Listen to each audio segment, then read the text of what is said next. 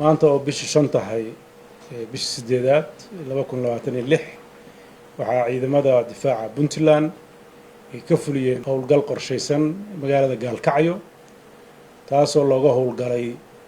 xere halka ku taal oo muddadii u dambeysay dawladda federaalka ay ku soo daabuleysay hub iyo saanad iyo ciidan ay ugu tala gashay inay ku khalqalgeliso amniga iyo xasiloonida Puntland. waxaan marar badan la wadaagnay dadweynaha Soomaaliyeed iyo dadka jecel ka shaqeynta nabadda iyo xasiloonida Soomaaliyaba falalka ka socda madaxweynaha waqtigiisu dhamaaday uu ku khalqalgelinayo kala dambeynta iyo nabadgelyada yar ee tukubaysay ee Soomaaliya ka jirta guud ahaan iyo gaar ahaan nabadgelyada muddada dheer ka jirtay deegaanada ay ka mid yihiin Puntland oo ahaa meelo muddo xasiloona wuxuu ka shaqeynayay sidii uu khalkhal amni ugu abuuri lahaa isaga oo dad dana gaar ah leh ay ku been abuurteen dadka iyo dhalinyarada reer Puntland khalkhalna ku geliyeen iyo kuwo laga keenay deegaano kale oo magaalada Muqdisho ah oo muhiimadeedu ay tahay in Puntland oo mar walba u taagan nidaamka dawliga ah iyo ilaalintiisa iyo federaalnimada in laga dhigo meel aan kala dambeyn ka jirin oo dawladnimo ka jirin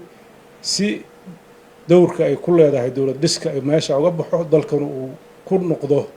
gacan aan habboonayn oo si guracan loo maamulay. wuxuu mararka qaarkood ku beer la xawsanayay inuu ciidamo dawladda federaalka halka ku abuuray.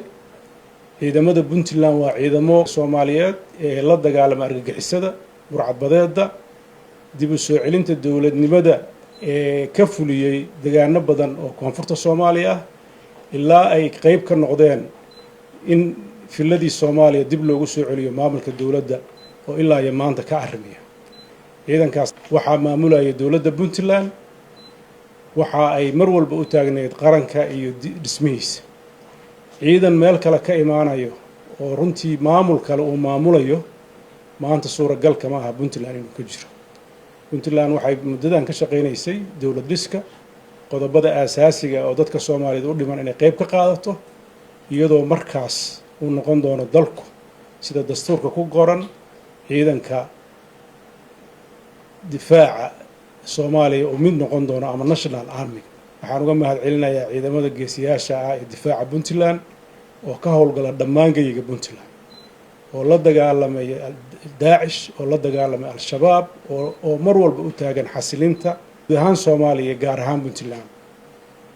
waxaan runtii uga mahadcelinayaa sareeyaasha iyo hogaamiyaasha ciidanka taliyaashooda sida habsamida leh ay kala dambeynta iyo dawladnimada u ilaaliyeen siday howlgalka u qorsheeyeen sida ay ugu guuleysteen in ay dawladda Puntland gacanteeda ku soo celiyaan xeradaas oo ahayd xero dawladda Puntland ay maamusho laakiin muddadii u dambeysay ka shaqeynaysay nidaam khaldan. waxaan uga mahadcelinayaa shacabka reer Puntland meel kastay joogaan isgarabtaagga ciidankooda iyo go'aanada dawladda sida ay u fuliyeen. waxaan sidoo kale ciidamada iyo saraakiisha hogaaminaysa halka uga soo jeedinaya ama faraya inay xasiloonida ilaaliyaan in dhaawaca la daryeelo in maxaabiista si fiican loola dhaqmo in aan wax khalkhal ku saabsan ama tacaddi ah loo geysan guud ahaan dhalinyaradaas la khalday halkaas lagu qabtay. waxaan sidoo kaleeto halka baaq ugu soo jeedinayaa dhammaan dhalinyarada kaleeto ee gobollada Puntland jooga ee nidaamka ku jiray warqadaha beenta iyo biometriga beenta laga buuxiyay ku andacoonayeen inay federaal ka tirsan yihiin. Puntland ciidanka jooga waa ciidanka Puntland maanta ciidan kale oo ka jira ma jiraan. waxaan rabaa dhalinyaradaas inay ciidamada dawladda Puntland ka mid noqdaan isu soo dhiibaan nidaamka dawliga raacaan ciddii ka dhaga adeegta jawaabahaas la mid ay helaysaa. waxaan rajaynayaa inay saraakiishuna ka shaqeyso meelaha ay ku sugan yihiin oo dhanna ay ciidamada dawladda la shaqeeyaan sidii horeba ula shaqeyn jireen. ciddii aan ciidan ahayn oo ciidan aan rabin danaheedii ay qabsan jirta ha qabsato. Puntland waxay u taagan tahay midnimada Soomaaliya dawladnimada Soomaaliya waxay adkeynaysaa nidaamka dawliga curdinka ah waxay hormuud u tahay nidaamka federaaliga ee dalka Soomaaliyeed ugu dabaali doono. waxaan ku faraxsanahay nidaamka Puntland inuu yahay midka maanta dawladaha kale ee xubnaha ka dawladda federaalka saldhig u ahaa gacan qabatay dhismahooda qayb ka qaadatay shuruucdooda iyo dhismahooda dawladnimada ay qayb ka qaadatay meelaha ay ku tababartaan ka ahayd haddana sidii baan ugu taaganahay. waxaan si gaar ah ugu mahadcelinayaa dawladda Galmudug oo runtii muddadii anigu aan xilkii hayay wada shaqayn wanaagsan aan wada lahayn, amniga ka wada shaqaynay, xasiloonida ka wada shaqaynay, ciidanka labada dhinac Galmudug iyo Puntland ay si midaysan uga wada shaqayn jireen, sidii gaar ahaan gobolka Mudug oo gobol runtii xudun u ah Soomaaliya, meel xasaasi ku yaal laba maamul dhexdooda ah, sida taariikhda ah ay ugu guuleysteen in nidaamka federaaligu uu yahay wax dadka kala qaybiya, sida dadka ugu caddocoodaan. waxaa daliil u ah magaalada Gaalkacyo oo laba maamul oo state ay ka jiraan oo haddana wada nool. federaalnimadu dadka ma kala qaybiso, dadka isku soo dhaweysaa, wada shaqayn bay leeyihiin, shuruuc baa dadka kala xukunta, wada shaqayn bay leeyihiin, amnigay ka wada shaqaynayaan, horumarka wada shaqaynayaan, dhinaca bulshada ka shaqaynayaan. fariinteenu waxa weeye fariin walaalnimo, Soomaali meel kastay joogto, cidna inaan ku xadgudubno ma rabno, laakiin nidaamka hadda Muqdisho ka jira waqtigiisa dhamaaday sharcina kuma fadhiyo. waxa uu hadda waxaan u sameynayana waa inuu sharci darradiisa uu qiil uga dhigaa oo aan laga hadal, oo dadka uu khalkhal geliyaa, oo madaxda uu weeraraa, oo magaalooyinka degan uu yiraahdaa khalalaasaan ka ridaya, oo waxaan jirin uu ka shaqeeyo. waxaan jeclaan lahaa madaxweynaha xilligiisu dhammaaday waa siyaasi Soomaaliyeed, dalkan laba mar madaxweyne ka soo noqday. waxaan leeyahay khaatimadaada ha ku dhammayn waddo xun, dadkaaga u soo noqo, talada la wadaag, ilaahay baa macsuume, qofku waa khaldanaa. waxaan kuu soo jeedin lahaa tala midaysan oo Soomaaliyeed gaar, haddaad wanaag aad martidna Soomaali wanaag bay kuga haynaysaa. xumaanta faraha badan oo hore u soo gashana haddaad tan ku sii dartid hadda midaan la ilaaweyn bay noqon doontaa. bal intii hore u gashay intaa sharciga ahayd haba laga wada xaajoodo oo Soomaali bay u taallaa, laakiin inta aad sharci darrada ah ku samaysid ogow waa mid ka duunaan doonta kuwa aad sharciga marka ahayd aad samaysid. taladeedu waxa weeye gaar ahaan gobolka Mudug, Galmudug iyo Puntland inay si midaysan nabadgelyada uga wada shaqeeyaan. waxaan ka mahadcelinayaa tallaabadii shalay ay qaadeen ciidamada iyo maamulka Galmudug oo diiday inay qayb ka noqdaan dhibaatada lagu hayo Puntland. sidaasoo kale aan ballan qaadeenaa, horena u ballan qaadnay, ayna ogyihiin inaan dhibaato uga imaan Puntland Galmudug, inay cadowga ay leedahay ay gacan ka siiso, inay darisnimada iyo walaalnimada ay sii xoojiso, in wax kasta oo iyagu ay goostaan aan kula shaqayn doonno haddii Ilaahay idmo. arrimahooda daakhiliga ah maamuleed dadkeeda iska leh, laakiin annaga waxay nooga tashanayaan mar walba waxa ay taladoodu tahay inaan gacan ku siino. inta yar oo mar walba rabta inay xumayso waxaan rajaynayaa inay meel uga soo wada jeestaan, ammaanka wada ilaaliyaan. waxaan fariinteeda ugu dambaysa ku celinayaa in dadka arrimahaas ku lugta leh ee gobollada kale ee Puntlandna jooga inta aanan tallaabo laga qaadin inay u degdegaan awaamiirta dawladda. saraakiisha dawladda ee deegaanada ay joogaan way is yaqaanaane ay la xiriiraan inay dawladdooda qayb ka noqdaan.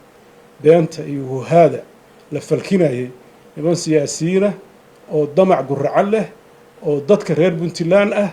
waxaan u soo jeedinayaa ninkii dadkan damac kale siyaasadeed dadka ha u yimaado siyaasad qoriyeysan oo ciidanaysan.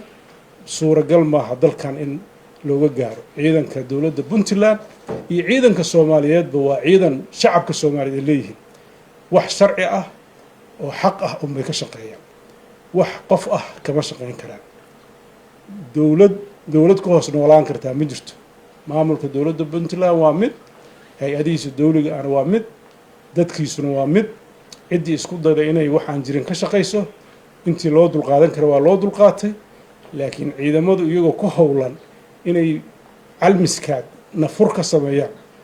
oo buuraha galgala ay wax 15 sano ka badan ay dul saaran yihiin, oo bacadka iyo qabowga iyo dhaxanta iyo cimilada isbedeshay mararka kuleylka ay u joogaan, suuragal ma noqon karto